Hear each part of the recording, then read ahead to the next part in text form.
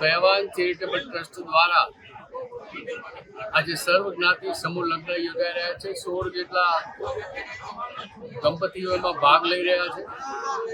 હું તમામ નવ દંપતીઓને શુભેચ્છા શુભકામનાઓ અર્પું છું।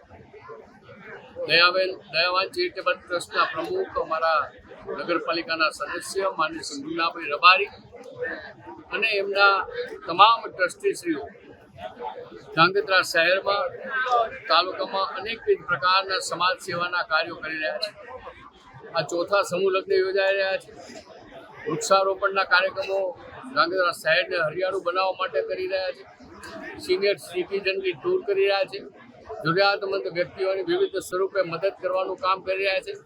આમ કોઈને કોઈ પ્રવૃત્તિ દર મહિને દયાવાન ચેરિટેબલ ટ્રસ્ટ દ્વારા ધ્રાંગધ્રા શહેરમાં જ્યારે યોજાઈ રહી છે ત્યારે આ દયાવાન ચેરિટેબલ ટ્રસ્ટને હું અભિનંદન આપું છું। અને આ સમૂહ લગ્નમાં જેમને પોતાનું તન મન અને ધનનું યોગદાન આપ્યું છે એ તમામ મિત્રોને પણ અભિનંદન આપું છું।